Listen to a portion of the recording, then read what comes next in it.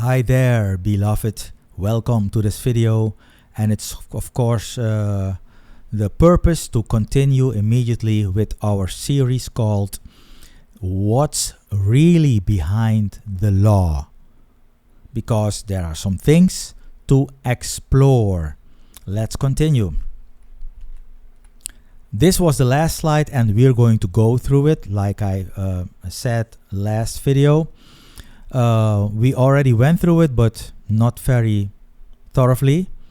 We already know and we understand that it's all about correctly cutting the word of truth.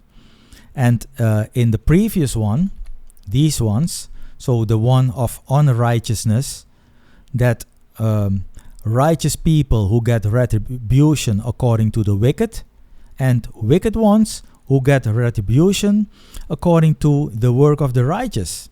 So this is of course vanity, and vanity is unrighteousness. It's nothing, it's uselessness.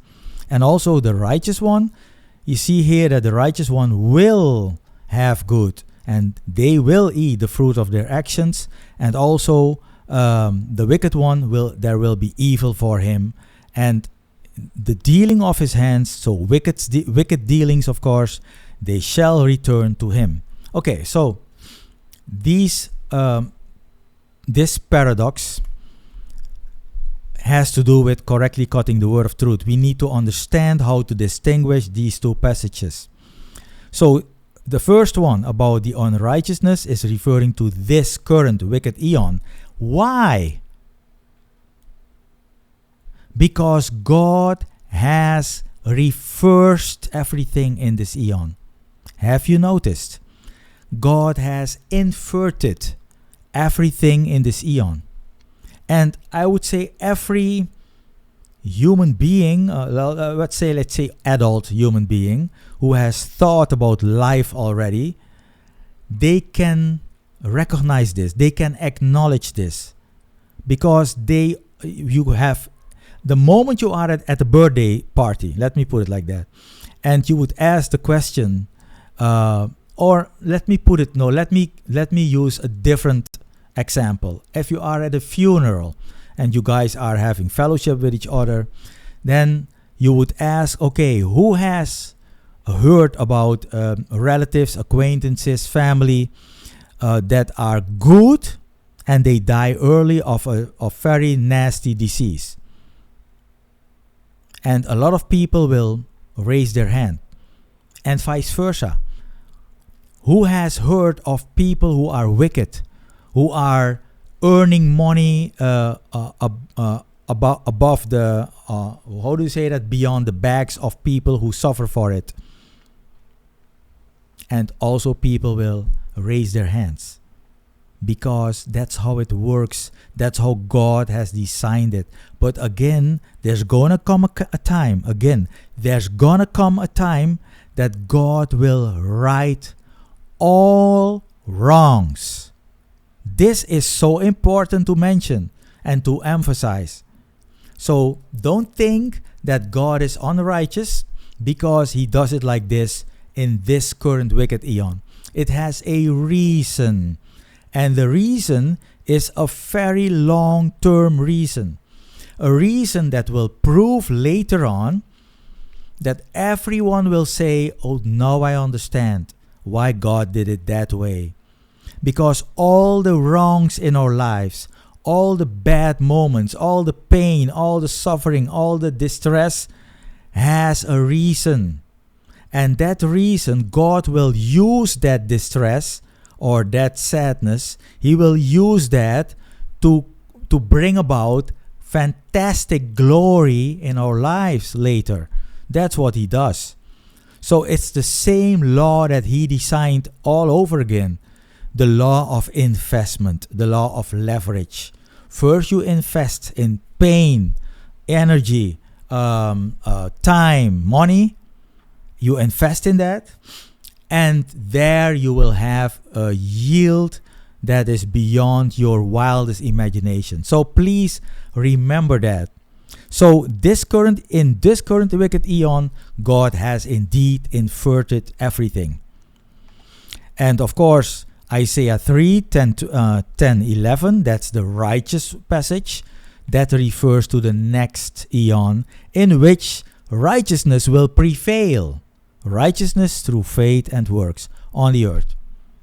Okay.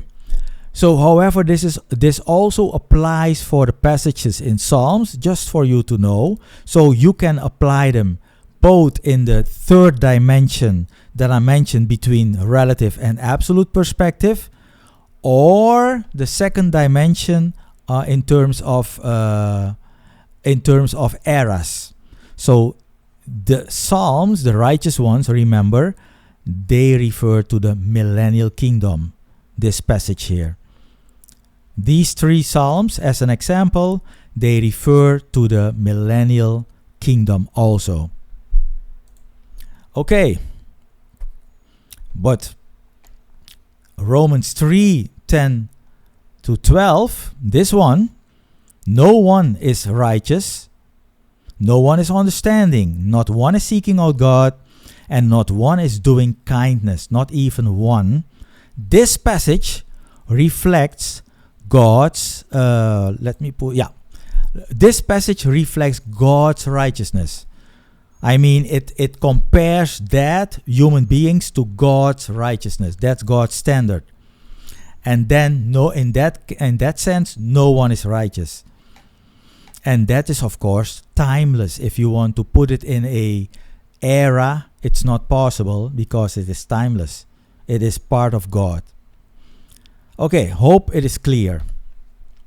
So, what's the issue with the law? Let's continue in Paul's letters.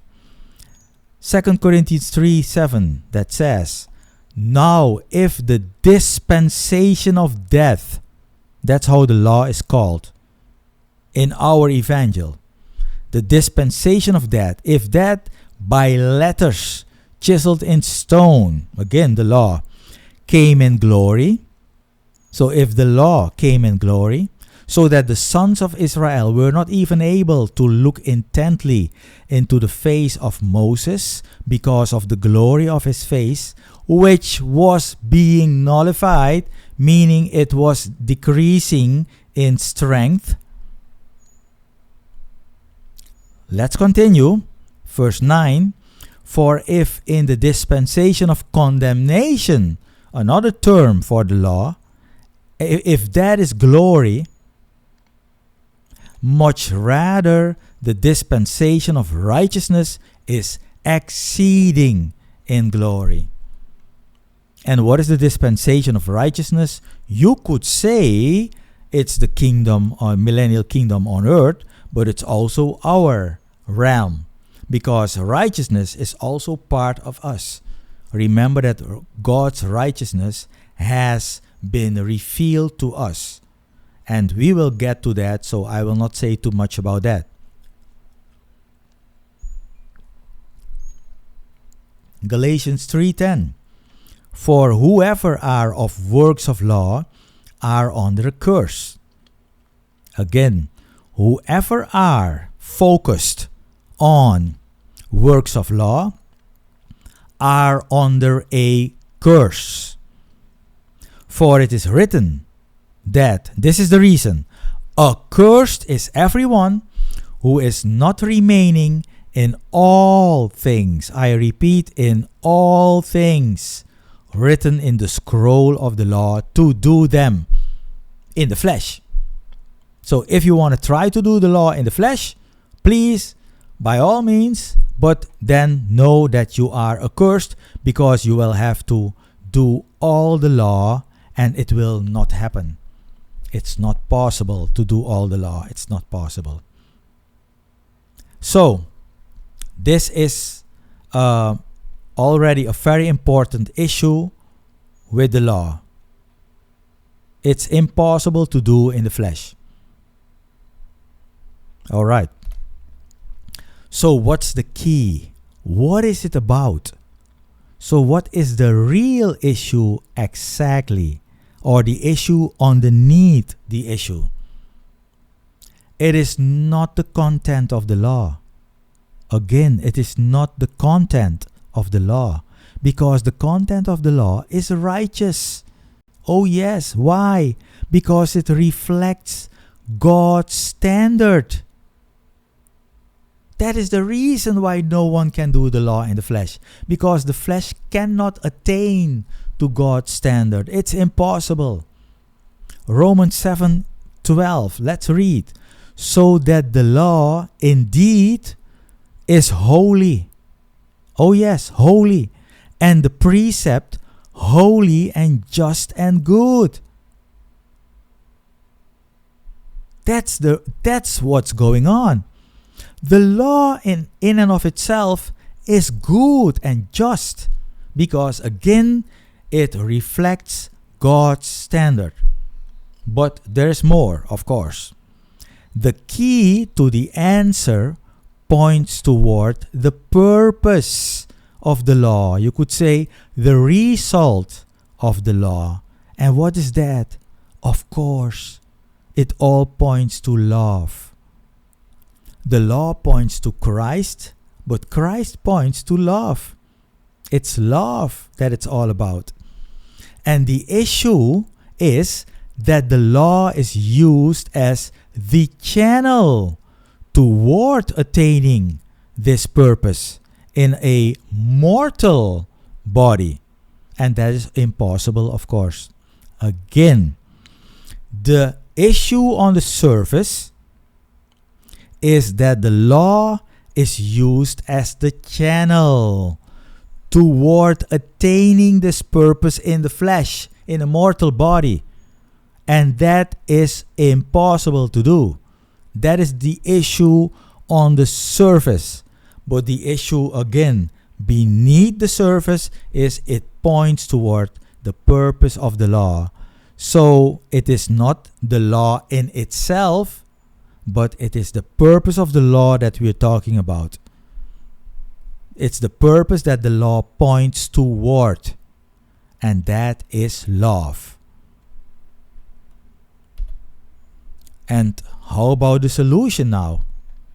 So this is why Israel failed time and again, because they wanted to attain the law, the purpose they wanted to attain through the law in a mortal body, which is impossible. So that's why Israel, as the guinea pig of God, failed time and time and time again. And this is also, by the way, why everyone will fail time and time again. Of course, because no one is able to keep the law.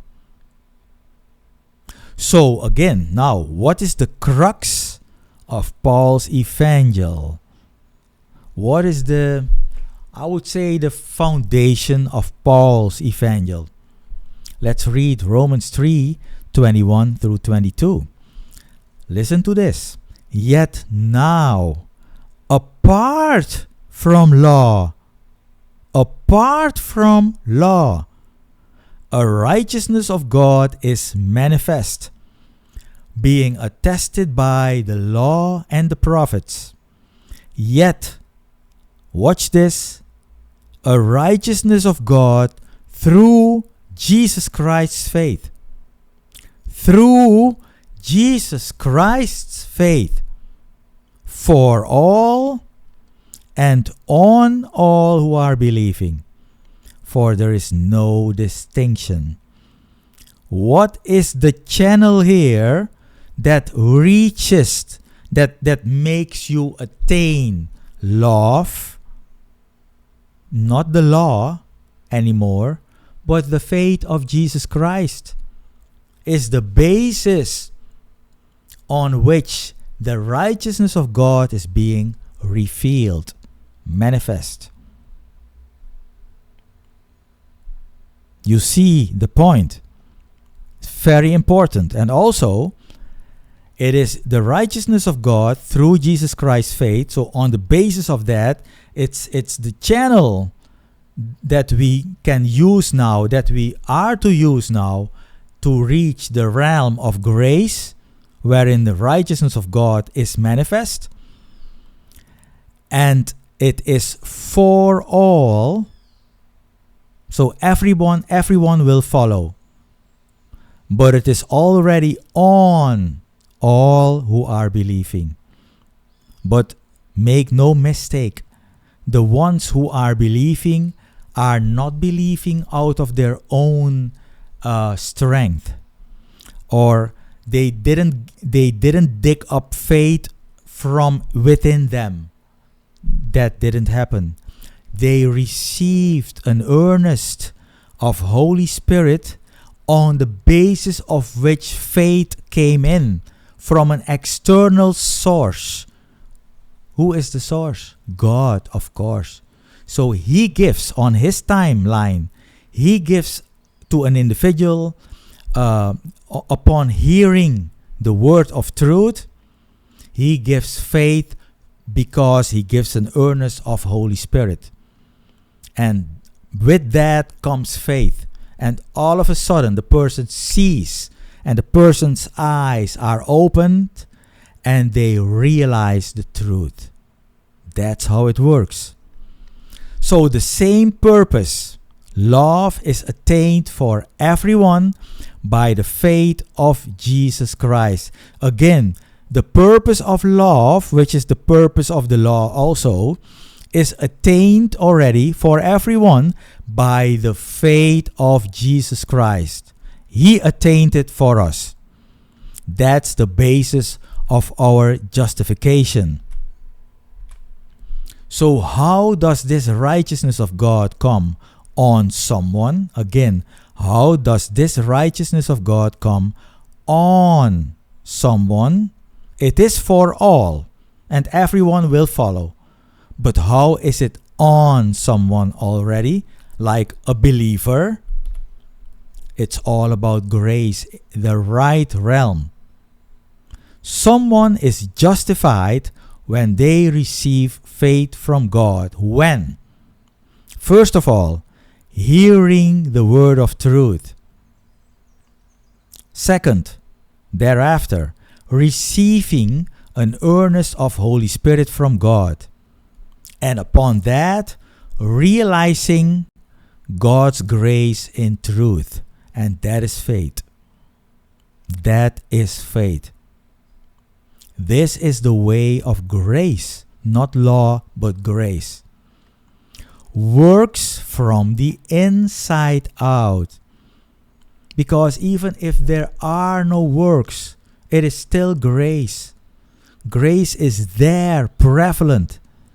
Works follow automatically when the time is right, in God's time, because He is also the one who prepared the works for us beforehand in order for us to walk in them. Remember Ephesians 2:10.